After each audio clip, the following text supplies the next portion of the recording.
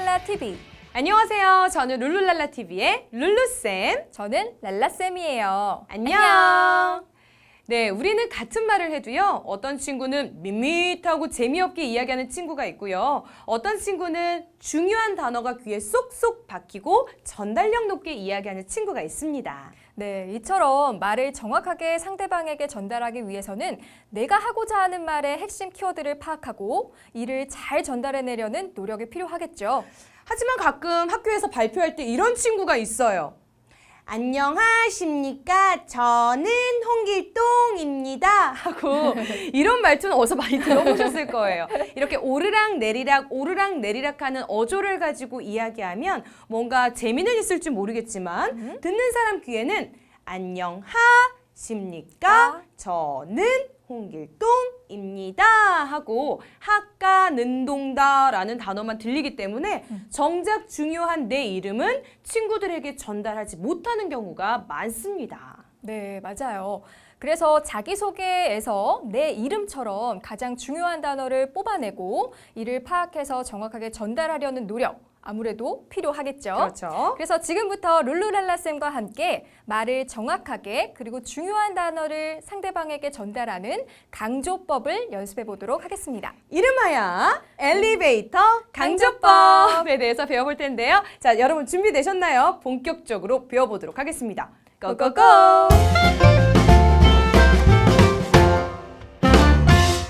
우리는 말을 할 때 모든 내용을 다 강조할 수는 없습니다.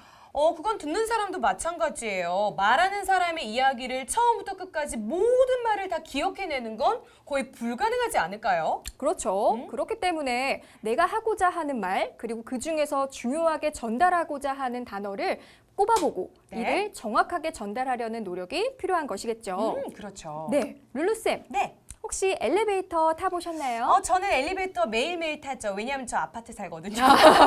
그래서 매일매일 11층에 올라가기 위해서는 엘리베이터를 매일매일 탄답니다. 근데 그럼 왜 물으세요? 엘리베이터와 지금부터 우리 함께 해볼 강조법에는 공통점이 있거든요. 엘리베이터와 강조법의 공통점이 뭘까요? 궁금하네요. 먼저 엘리베이터의 특성을 한번 살펴볼까요? 네. 올라갑니다, 오르라. 그리고 내려갑니다, 내리라 하면서 천천히 또 멈춰주면서 사람들을 편리하게 움직일 수 있도록 도와주잖아요. 그렇죠. 이것처럼 네. 말도 똑같아요. 강조법에서도 올라갑니다, 중요한 부분 올려주는 올림 강조. 오, 그렇군요. 네, 중요한 부분을 내려갑니다, 내려주는 낮춤 강조법. 그리고 천천히 움직이는 것처럼 늘려주는 네. 강조법, 그리고 강조하기 위한 중요한 단어 앞에서 멈춰주는 그런 강조법이 있거든요. 그러면 내가 전달하고자 하는 키워드를 강조할 때는 엘리베이터를 생각하면 되겠군요. 올라갑니다, 내려갑니다, 천천히 땡 하고 멈추는 엘리베이터만 생각하면 키워드를 강조할 수 있겠네요. 자, 그럼 엘리베이터와 닮아있는 강조법 4가지. 올림, 내림, 멈춤, 천천히 이 4가지 특성의 강조법을 한번 실전적으로 연습을 해볼까요? 네, 좋아요. 너무 기대가 되는데요. 저도 이제 전달력 높게 잘 말할 수 있겠죠? 네, 그럼요. 자, 우리 룰루쌤과 우리 친구들 함께하는 시간 한번 가져보도록 할게요. 네. 첫 번째는 올라갑니다, 올림 강조입니다. 네. 내가 강조하고자 하는 단어를 높여서, 올려서 말하는 강조법이에요. 다른 단어들에 비해서 그 단어만 조금 올려 얘기하면 된다는 말씀이신 거죠? 맞습니다. 그럼 얼른 한번 연습해 보도록 하겠습니다. 연습해볼 문장은요. 저는 스피치를 잘하기 위해 발성 연습을 하고 있습니다. 라는 문장이에요. 이 문장에서는 스피치라는 단어와 그리고 발성 연습이라는 단어가 중요한 것 같아요. 네. 그러면 제가 이 두 단어를 조금 올려서 올림 강조해 보도록 하겠습니다. 네, 시작해볼까요? 자, 저는 스피치를 잘하기 위해서 발성 연습을 하고 있습니다. 어때요? 스피치와 발성 연습이 확실히 귀에 잘 들리네요. 그동안 친구들이 저는 스피치를 잘하기 위해서 발성 연습을 하고 있습니다 라고 한 톤으로 밋밋하게 이야기했다면 지금부터는 저는 스피치를 잘하기 위해서 발성 연습을 하고 있습니다 라고 올림 강조를 활용한다면 훨씬 전달력 있게 말할 수 있겠네요. 네, 좋아요. 우리 친구들도 같이 한번 해볼까요? 네, 같이 한번 해볼게요. 시작! 저는 스피치를 잘하기 위해 발성 연습을 하고 있습니다. 오, 확실히 잘 들리네요. 저도 이 확실히 두 단어가 더 귀에 쏙 들어오는 느낌이었어요. 네, 그럼 이번에는 강조할 단어를 조금 낮춰서 내려 부르는 내림 강조법을 한번 연습해 볼까요? 궁금한 게 있어요, 선생님. 언제 올리고 언제 내려야 하는 거죠? 올리는 것도 강조, 내리는 것도 강조라면 언제 올리고 언제 내려야 하는지 친구들이 궁금해할 것 같아요. 여기에 정답은 없어요. 하지만 대체적으로 올림 강조에는 긍정적인 단어를 부각시키고 싶을 때 네. 활용하고요. 내림 강조에는 조금은 부정적이고 쓸쓸한 느낌, 어두운 느낌을 전달하고자 할 때 많이 활용하는 편이랍니다.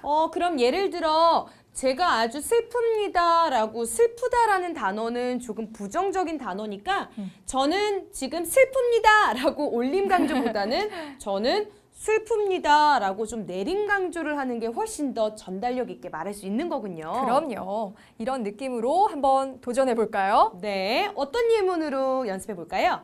해가 뜨기 직전이 가장 어둡습니다. 아, 좋아요. 저는 이 중에서 어둡습니다 라는 단어를 내림 강조 해보고 싶어요. 네. 자, 여러분 함께 따라해 주세요. 해가 뜨기 직전이 가장 어둡습니다. 해가 뜨기 직전이 가장 어둡습니다. 자, 어둡습니다를 조금 내려서 강조했더니 훨씬 더 그 느낌이 잘 전달되는 것 같아요. 네, 어둡습니다 하는 것보다 훨씬 전달이 잘 됐겠죠? 네. 네. 다음은 어떤 강조법이죠? 천천히 느려서 내가 강조하고 싶은 부분을 부각시키는 그런 천천히 강조법을 한번 해볼게요. 예를 들어 어떤 게 있을까요? 네, 한번 들어보세요. 저기 저 친구는 공부를 정말 잘해요 라고 하는 것과 저기 저 친구는 공부를 정말 잘해요 라고 하는 말의 차이를 느끼셨나요? 뭔가 그 앞에는 그냥 공부를 어느 정도 잘하는 느낌이고요. 뒤에 정말 잘해요라고 정말을 늘려서 이야기했더니 훨씬 더 공부를 정말 많이 잘하는 듯한 느낌이 들어요. 맞습니다. 그래서 천천히 강조법은요. 정도를 극대화시켜줄 때 쓰는 강조법이에요. 예를 들어 이렇게 얘기하면 엄마가 되게 좋아하실 것 같아요. 역시 엄마가 해준 음식은 정말 맛있어요. 이렇게 정말을 느려서 천천히 이야기해주면 훨씬 더 엄마가 더 좋아하실 것 같은데요? 네, 맞습니다. 네, 그러면 이번에는 어떤 문장으로 연습해 볼까요? 세상에는 하고 싶은 일들이 너무나 많습니다. 뭐 이런 문장도 좋을 것 같은데요. 그런 것도 정도를 조금 더 크게 보일 수 있게 해주는 강조법이 되겠죠. 자, 그럼 룰루쌤과 함께 여러분도 너무나 라는 단어를 늘려서 함께 강조해 볼까요? 네. 세상엔 하고 싶은 일들이 너무나 많습니다. 너무나라고 늘려서 강조해 줬더니 훨씬 더 와닿는 느낌이 드는데요. 정말 많은 듯한 느낌이 들어요. 자, 이번에는 마지막 강조법 어떤 게 남아있죠? 멈췄다 이야기하는 멈춤 강조법이 남아 있습니다. 이거는요, 사실 제가 TV에서 많이 봤어요. 어떨 때? 뭐 TV 프로그램 쇼나 아니면 시상식 같은 데에서 1위를 발표할 때 사회자가 자, 오늘의 1위는 두구두구두구두구두구두구. 바로 라고 멈추어 주더라고요. 네. 60초 후에 보겠습니다.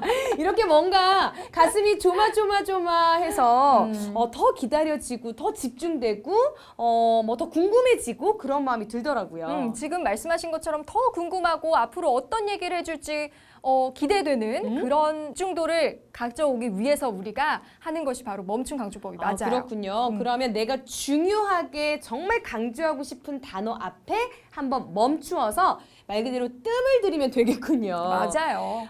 그러면 이번 멈춤 강조는 저희가 정말 강조하고 싶은 제 장점에 대해서 말하면서 활용해 보고 싶어요. 궁금한데요? 저의 가장 큰 장점은 열정적이라는 것입니다. 라는 문장에서 저의 열정을 멈춤 강조로 강조해 보도록 하겠습니다. 네. 네, 한번 해볼게요. 여러분 같이 따라해 주세요. 저의 가장 큰 장점은 열정적이라는 것입니다.